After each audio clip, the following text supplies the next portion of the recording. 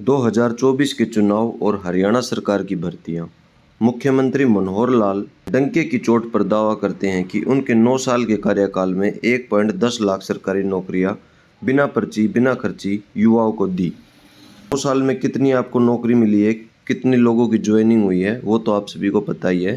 खैर, बात कर लेते हैं न्यूज़पेपर की कटिंग में क्या बताया गया है। गलियारों में चर्चा है कि विधानसभा चुनाव में सरकारी भर्तियां भी एक बड़ा चुनावी मुद्दा बनता है। वर्ष 2019 में एक साथ ग्रुप डी के 18,000 से ज़्यादा युवा भर्ती किए थे। इसका असर यह हुआ कि जींद उपचुनाव में भाजपा की बड़ी जीत हुई थी। वर्ष 2019 के चुनाव में भाजपा सबसे बड़ी पार्टी के तौर पर जीत कर आई थी, मगर पिछले लगभग 3 साल से सरकारी भर्तियां नहीं हुई हैं। इससे युवाओं में नाराजगी है। इस चीज़ का तो सभी को पता है, पता नहीं सरकार अमल में क्यों नहीं लाना चाहती इस बात को, जो सोशल मीडिया पर जाहिर करते रहते हैं। गलियारों में चर्चा है कि अगर ये भर्तियां नहीं हुई तो युवाओं में नाराजगी बढ़ती जाएगी। ये सरकारी भर्तियां नहीं होने या होने में देरी का कारण कॉमन एलिजिबिलिटी टेस्ट CET शुरू करना माना जा रहा है। CET की घोषणा के तुरंत बाद पहले से विज्ञापित पद और भर्ती प्रक्रिया वापस ले ली गई।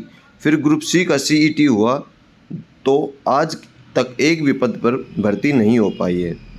सरकार किस तरह से काम कर रही है, इसका उदाहरण 2 बड़ी भर्तियों से संबंधित है। पहला, हरियाणा के सरकारी कॉलेजों में 60% पद सहायक प्रोफेसर के रिक्त पड़े हैं और लगभग 5 साल से इन पदों पर भर्ती नहीं हुई है।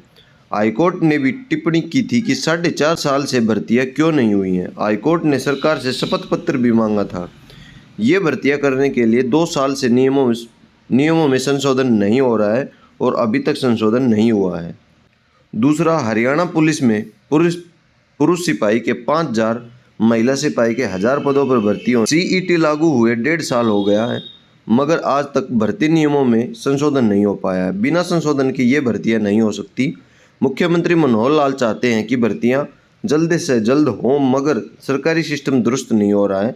गलियारों में कहा जा रहा है कि पुलिस भर्ती नियम में जो संशोधन हो रहा है वह सिर्फ 2 घंटे का काम है, मगर 1.5 साल से 2 घंटे का काम पूरा नहीं हो पाया है। सहायक प्रोफेसर के भर्ती नियमों में संशोधन करना भी 2 घंटे का काम है, मगर 2 साल से ज़्यादा समय हो गया है, यह संशोधन नहीं हो पाया है।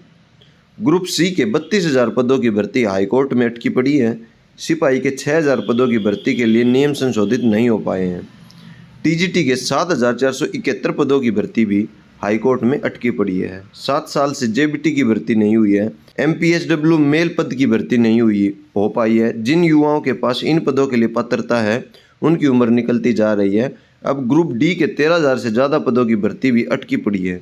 इसकी उम्मीद है कि अगर हाईकोर्ट से ग्रुप C के पदों की भर्ती को हरी झंडी नहीं मिली तो सबसे पहले ग्रुप D की भर्ती हो जाए। इसका सीधा फायदा लोकसभा चुनाव में मिल सकता है। गलियारों में कहा जा रहा है कि 2024 में शायद सरकारी भर्तियां हो जाएं।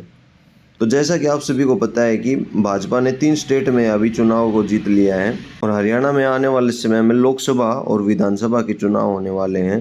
तो सरकार को भी यह ध्यान में है चीज़ें कि अगर ये भर्ती कंप्लीट नहीं करवा पाए तो आपकी सरकार यहाँ पर हरियाणा में ना तो विधानसभा की जीत पाएंगे सीटें और ना ही आप लोकसभा की सीटों पर यहाँ पर बहुमत प्राप्त कर पाएंगे। तो चिंता मत कीजिए, जो भी टेक्निकल के स्टूडेंट हैं, जो भी इंतज़ार करते हैं भर्ती होने का, वो लगे रहिए। इतने साल हो गए आपको इंतज़ार करते हुए, और 1-2 महीने अगर आप कंटिन्यू होकर पढ़ाई कर लेंगे तो कुछ ज़्यादा बिगड़ने वाला नहीं है। ये श्योर है कि 2 से 3 महीने में एटलीस्ट ग्रुप D और ग्रुप C की भर्तियां कुछ हद तक यहां पर क्लियर करवा दी जाएं। और ऐसे ही लेटेस्ट अपडेट के लिए चैनल को सब्सक्राइब करना ना भूलें। धन्यवाद दोस्तों, मिलते हैं किसी नेक्स्ट वीडियो में किसी नेक्स्ट अपडेट के साथ।